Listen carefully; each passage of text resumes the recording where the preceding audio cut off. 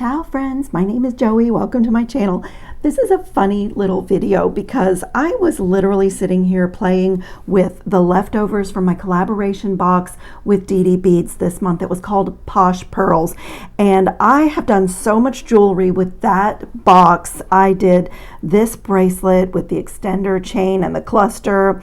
I did this multi-strand bracelet. I did a pair of earrings. I did a necklace with an artisan chain and a multi-strand and another bracelet. And I had some of these pink opal beads left over, and the seed beads that I've used throughout are vintage that I picked up on a bead shopping trip. And this piece of my 49 strand soft flex wire is out of my scrap bag because I literally just grabbed a piece and started playing. And this here are my scraps of wire. So we're going to do a scrap wire artisan chain.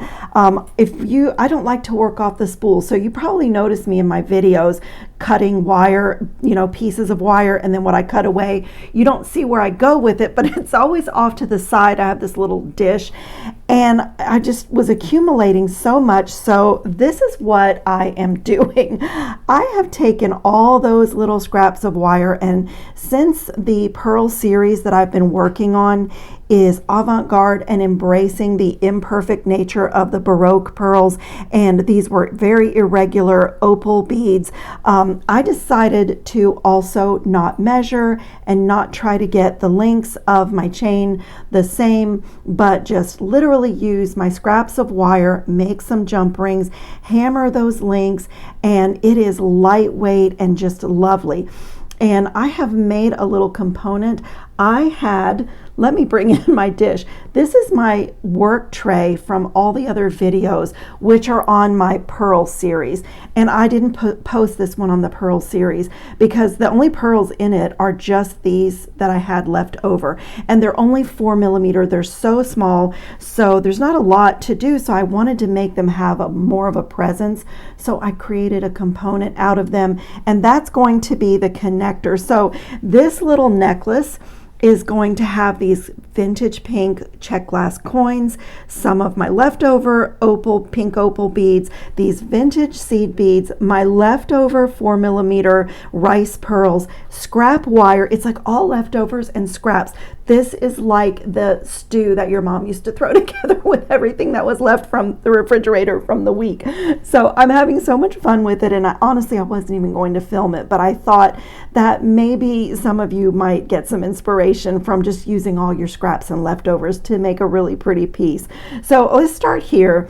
I have taken 12 of my seed beads and made a loop and done one of my gold filled magical crimped beads here. I always use the Soft Flex #2 crimp tubes. They come like this. They're gold filled, they don't tarnish, and they work really great with that tool. And I'm using my gold demi-round metallic beads as spacers. It's the same thing that I used on this, but I am also using these 11-0 Duracoat Perma Finish seed beads, and this was literally my little seed bead tray from my other projects, everything that's left over from the other 5 pieces that I did. But I'm mixing the seed beads and the demi rounds, and so all I need to do, I just played with the pink opals that were left and just kind of got a pleasing little stack. They are very irregular. They were top drilled.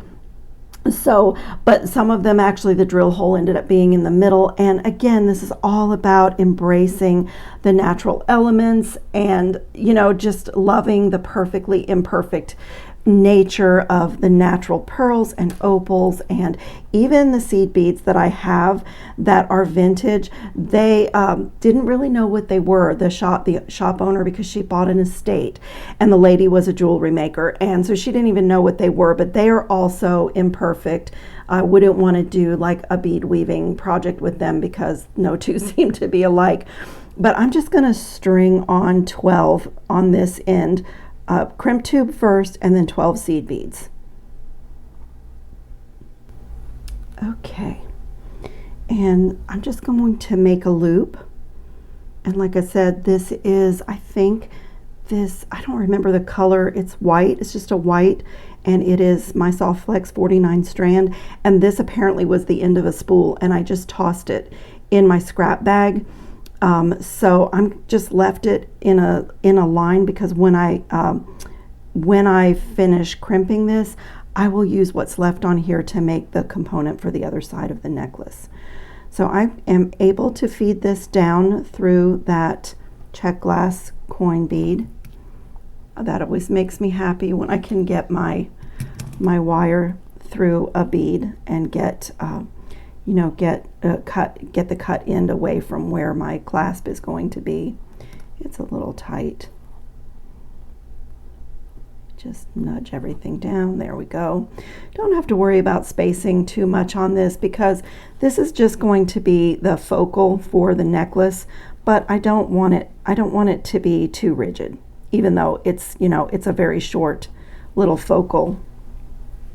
Okay, that's really good. Okay, and I'm going to use my magical crimping plier, and I love that because these number 2 or 2 millimeter crimp tubes, when they are crimped with this plier, they look just like a gold seed bead. They literally look just the same. It really tricks the eye. If you've been around my channel, I'm sure you've heard me say that before. I do want to go slowly though. When you are crimping with this around seed bead loop, especially these small 11 or 12 O's they might even be, you just have to be really careful that you don't chomp down and break one of your seed beads, and then, you know, you have a weird looking loop and you really have to restring it to make it right. Okay, I got it. I wanted to also make sure that I was in the center and go in the opposite direction and go around. Again, even in going around, just be careful not to break your seed beads. Really important. That looks great. And now I can trim this away, and I have also a little, we have to make some jump rings, so I cut a little piece of wire for that. Like I said, I was literally sitting at my table playing with the leftovers from the projects that I did with this box, and I was loving it so much, and I thought, you know, it's just so great not to waste anything. With prices being what they are and the economy being what they are, I can't afford to waste anything, and I thought how great all the little scraps of wire that I've cut to be able to use them. So let me go ahead and show you how I did this component. So this is the last 6 of my 4 millimeter rice pearls. They were natural and beautiful and this gorgeous blush pink, and I just absolutely love them. And so to make this component, I'm threading on a pearl and an 11-0 seed bead, and a pearl and an 11-0 seed bead all the way until I get to the last one. And on that last one, I will skip the seed bead because my crimp tube is going to mimic the seed bead. So let me show you this one. There's the crimp tube right there where my jump ring is, but it looks just like the seed beads in the component. And I'm going to do the same thing for this side.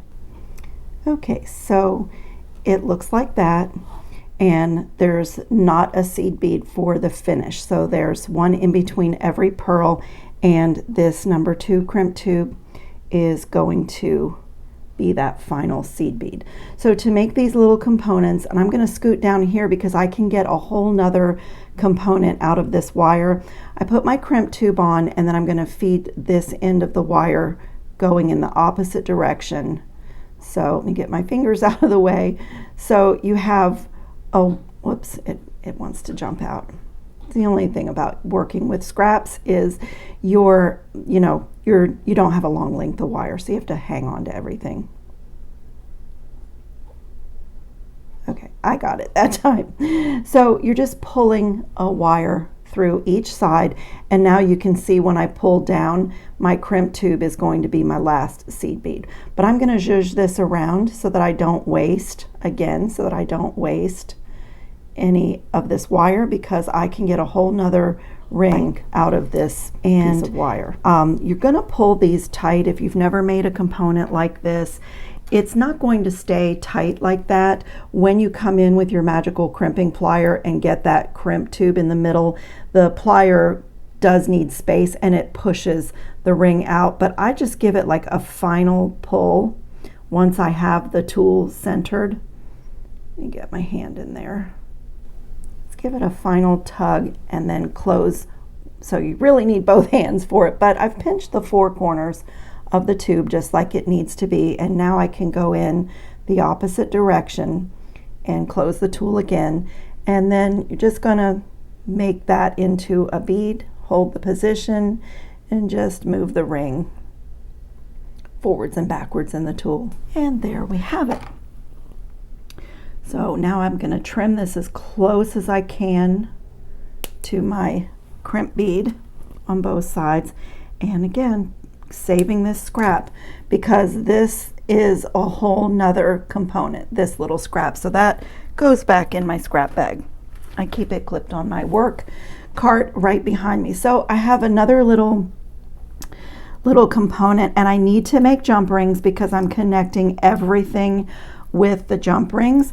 So let's do that next. So this is 20 gauge wire, and my little bars or links to my chain are also 20 gauge wire because that's what I use the most of, and that's what I had all of these scraps in. But if you use 18 gauge, that would be really pretty too, because you would get a little bit thicker wire. And I've hammered these and made like dents and slices to give it a hand hammered artisan look. And so a thicker wire would also be really pretty, but I'm using scraps and I have a ton of 20 gauge. So I'm using this bale plier. You can use whichever one you want. And I didn't want to do a gigantic jump ring here because it's a link in my chain, so I'm just looking at the scale of everything else that's going into this piece, and I felt like this was a good size. But you know, if you're designing an artisan chain, you can really do any way you want. You know, do whatever looks good to you. So I'm just gonna get a little loop started. Maybe you have to hold on to it. I have to hold on to it here, and I'm just gonna start coiling. And I just push against my finger, and you get good jump rings whether your coils are tight or separated. And I really love this plier for making jump rings just because the handle is so ergonomically correct for me, and I, you know, like don't have to worry about which direction I'm wrapping my jump ring coil in because the barrel is so long.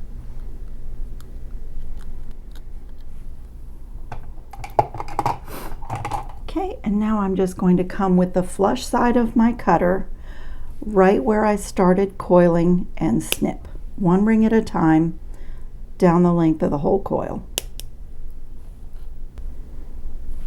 My craft wire does have an anti-tarnish coating on it, so my jump rings are anti-tarnish. And of course, when you hammer it, you're disturbing that coating. So when I hammer links, when I'm making links, I will take my Permalac anti-tarnish coating and just lay this on a piece of plastic and just brush the length just to make my chain really last. So we can go ahead and attach this side. If I didn't say, I want this necklace to be around 18 inches because I want this section to lay just below my collarbone. For those of you that have been on my channel before and know a little bit about my personal style, that's out of the box for me because I really like long necklaces.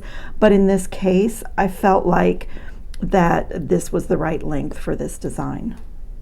And I'm just going to attach this to my ring here. So just like a really fun, eclectic design, everything natural and not contrived. Need to get my plier. And all these different shades of blush pink, accented with the gold. I love it. And I just love the textures and shapes because this is highly textural with even these vintage pink check glass coin beads, the vintage pink seed beads that I had, these really irregular opals, and then, you know, hammering the chain and having my links being all different lengths, you know, my links being all different lengths. That is a tongue twister. But I'm going to do the same thing on this side. I'm going to open a jump ring and attach my component that I made to the seed bead loop. And then I'll show you exactly what I did for the chain, and I have to choose a clasp, and I might even do a seed bead loop at the back. You could always do a seed bead loop and do a lobster clasp or make your own T-bar. I have a video where I recently showed how to do that. It's really fun and really easy.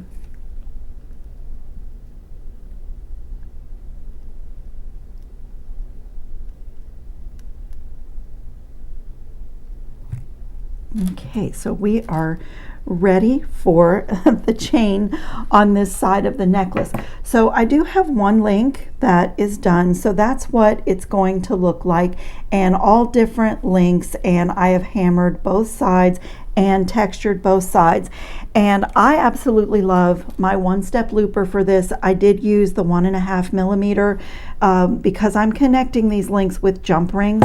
If I were connecting them directly to each other, I probably would have gone up to the next size, but my chain is really nice and fluid. It doesn't get kink or stuck because I have the jump rings in between. So like even a really tiny piece of wire can work for this design. So since there's no beads, I don't need to go through the guide hole of the tool. As long as that end of the wire is past the back jaw, it's going to make a fresh blunt cut on my wire. It's going to make the loop for me.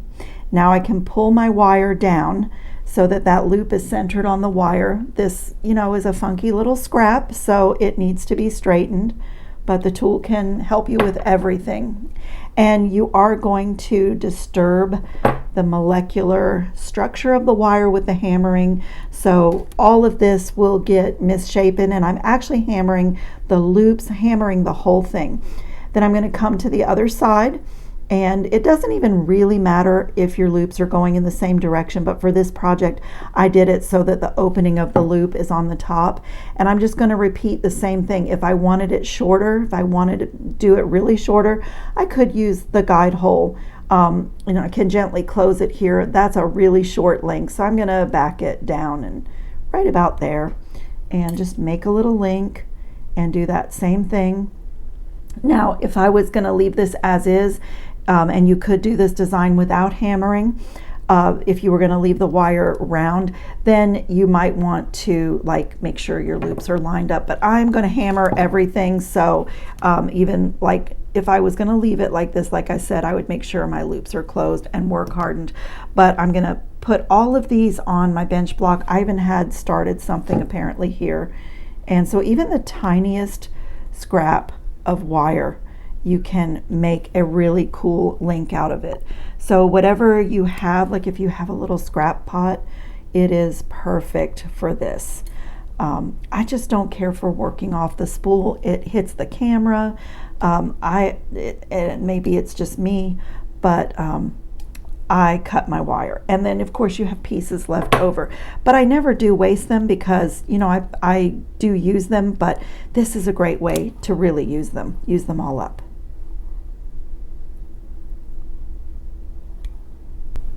Okay, I am going to stop here. I will probably have to make some more, but I'm going to stop here to show you how I hammer them.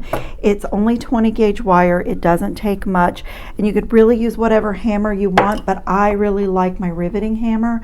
I like this edge. It gives me, let me see if I can pull one up to the camera. It gives me almost the look of the diamond cutting because it makes like a little slice in there. And again, if you were using 18 gauge or 16 gauge wire to do this, you might want to use a chasing hammer and use the ball peen hammer maybe to put a dented look, but I quite like the kind of sliced look on this. So I'm just going to be careful not to hit my fingers. And let me tell you now, those of you that don't want to hear pounding, to lower your volume or fast forward, but really it doesn't take much. I'm just gonna, and I kind of turn my riveting hammer on its edge to get more of the texture, and I'm just gonna turn it around. And as I said, I'm flattening and slicing even the loops. And I'm going to turn it over. I want it to be two-sided. And it really doesn't take much, and you don't want to over hammer wire anyway, because then you make it brittle.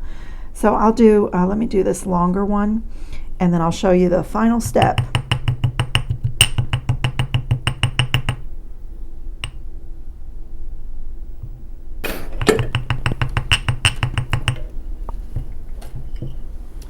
Okay, so as I said, you are going to make the wire mad and open up your loops and kind of, you know, mess things up. But since this is a link in a chain, I'm going to take my pliers and make sure that every loop is closed all the way. Just, you know, tidy everything up. I know not everybody works like this, but I'm a little bit of a perfectionist, and even when I'm doing something that's imperfect and organic and, you know, avant-garde, I still put my pliers to everything, make sure it's smooth, that the loops are closed. You know, that is just the way that I work. It's my style. And I feel like even when I'm doing an artisan piece that I don't want it to look machine made, I still feel like it looks like fine jewelry, and it looks like, you know, I always think about those little shops when you go through an art museum where the artists have created pieces to sell in the shops, and I always think that that's the way I want my pieces to look. So like on this one, I do have my loops misaligned a little bit, so I am going to, like I said, I fuss a little bit, and it's just the way that I work. So this part is super simple. Let me clean away some tools. This is really a simple connecting project. And like for me, I think this chain is so lovely, and I think it's perfect for all of these natural shapes, just embracing and loving all the imperfections. It's just beautiful because it's also really imperfect. So I'm just going to add in the link. And I did leave the jump rings around to hammer them, but that would also be a pretty look. But I thought, you know, some round wire that's just shiny gold and not textured really looks good with the seed beads and the demi rounds. And so really, literally, this is just a connecting project. Just going to open my jump rings and add the links to each jump ring. And when I get it to around 18 inches, I just need to choose a clasp and put it on the end. And it is a super simple artisan chain that anybody could make, and I just love using the scraps. So I'm going to keep going, and I'll get the length on this side that I need. Got one more here that's hammered. Go ahead and add one more. I think I already checked. I just checked each loop to make sure it was really closed, because I know the hammering opens up the loops.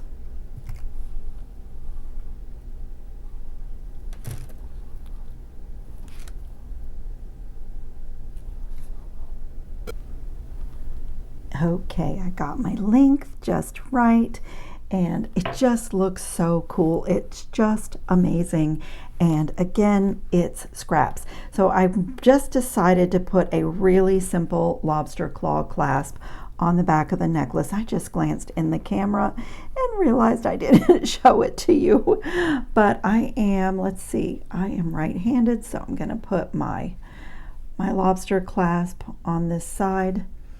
I love this necklace, and I'm just a little bit proud of it because it was not in my sketchbook with the other pieces from the box that I did with Stella of DD Beads, and I was playing. And I was just using everything that was still left out on my mat that I hadn't put away yet. And I just like started to see something really pretty here. So I hope you got some inspiration from this design. And I am not sure, because this will not go up on YouTube right away. So I'm not sure if there will be availability on our collaboration box, Posh Pearls, but a lot of times Stella gets box extras and puts them individually for sale on her website. So I will put links in the description box to DD Beads, And I do have a discount code if you are brand new to Dee Dee Beads. It works on most things on the website, not our collaboration box or her monthly deluxe bead box that she does, but I will put links there for you, and I always link my favorite tools. New people join the community every week, and I read every single comment, and so you know, I always link my favorite tools and anything that I've brought in that I can link, that I know where I got it. I always link that. And I'm just looking here in my dish of leftovers. I had this tiny little, I had the flowers, but one little head pin with a pearl, and I just thought, why not add it to the back of the necklace? It would just be one more little, one more little thing to make this a treasure. So I'm just going to do just a quick little unintended. This whole project has been this way, you guys. Unplanned, scraps and leftovers, just completely the funniest little project, and I think it's beautiful. I'm really kind of proud of it. So I just decided I just looked over in my tray and saw that I had made a few of these charms for these projects that I didn't use, and so I'm just doing a quick wire wrapped loop.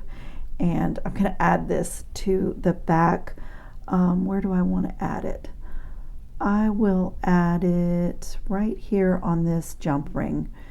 That's, something that if you ever have any vintage jewelry or even fine jewelry, there's usually a little something at the clasp on the back of the neck. And it just adds to the quality and the handmade appeal. So beautiful. So yeah, look at that. That makes me so happy, that silly little charm at the back of my necklace.